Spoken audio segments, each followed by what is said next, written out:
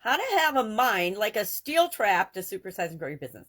I, of course, don't have a steel trap around the little kangaroo, but I want to demonstrate a steel trap. This idiom, this expression, of course, came from the trapping industry, where steel traps, we've all seen the bear claws that come together and trap bears or badgers or beavers. Anyway, any kind of steel traps for the basket traps as well.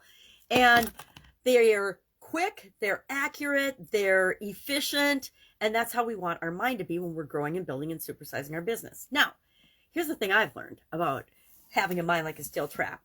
I don't have to be the one in my business to supersize and grow my business that has the mind like a steel trap.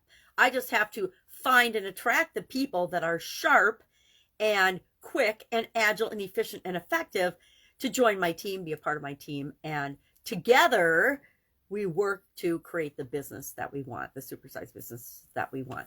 But it does help if we are mentally strong. And if all of the people on our team are more mentally strong on a regular basis, that benefits everyone.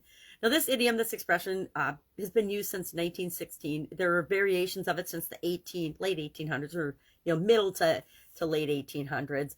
But it just means that we're staying sharp, we're quick, we're efficient, we're agile, we're able to capture the customers in the business that we need.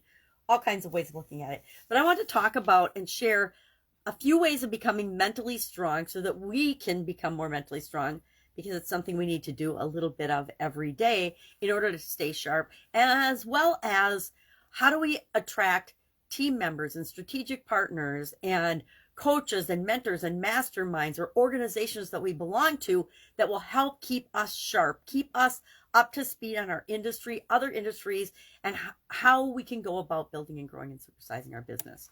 So what are some ways we can stay mentally fit? And I'm going to run through this list really, really quickly because it's got 15 things on it, and I could probably talk about it for 15 minutes. But I'll just highlight a couple of my favorites. Focus on the present moment. And all of these lists about how to be successful and how to be mentally strong, or how to be anything that we want to be, I've noticed over time, you start to see a pattern. They all have gratitude on them. They all have being positive. They all have being focused. They all have discipline. They all have consistency. They all have challenge yourself, challenge your mind, turn your failures into opportunities. All of the lists start to sound the same if you study and keep your mind sharp and strong by studying and continuing to learn about your organization, about your competition, about your industry, about the world and the world of business and how it works. So focus on the present moment, embrace adversity, exercise your mind, challenge yourself, respond positively, be mindful, don't be defeated by fear, be aware of self-talk, rid yourself of can't. There's no such thing as can't. My dad brainwashed that one into my sisters and I when we were little girls. Stumble towards success, meaning and those who have succeeded know this, like people that have not succeeded don't know it and don't understand it.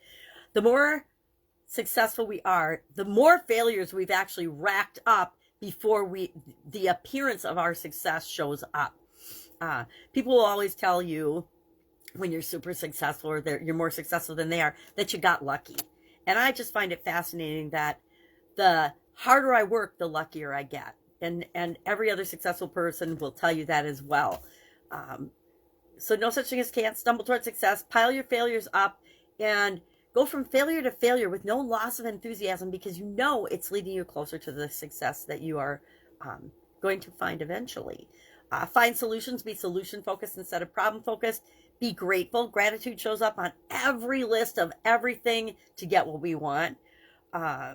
Brace yourself for the storms, prepare for the storms, because you know they're going to come, right? The ups and downs automatically happen in business as well as in life. Define your moments, meaning pay attention to your successes. Pay attention to what's working so you can create and do more of that. And then make it an everyday pursuit. Make sure that every day you're doing something to continually improve and move your business ahead. So I would love to know, how do you stay mentally strong and mentally fit? How do you have a mind like a steel trap? Or how do you attract people to your organization that are smarter than you are? I have lots of people that work with me that are way smarter than I am. I couldn't even imagine being as sharp or as strong or as smart and creative as they are. And that's the fun of it, is when we do and surround ourselves with people that are stronger and better than we are, it makes us better. I learned that playing tennis when I was young. I could see and I could actually play tennis.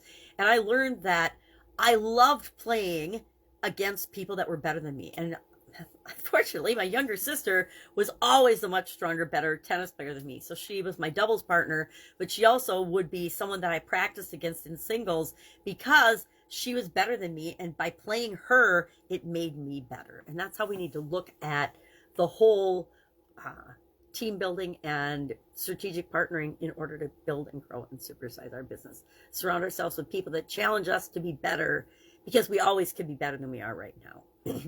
All right, that's our Monday message. Have an awesome day. If I can help you in any way, ask. Otherwise, I will be with you tomorrow with another mental well-being idiom for the month of March. Have a great day.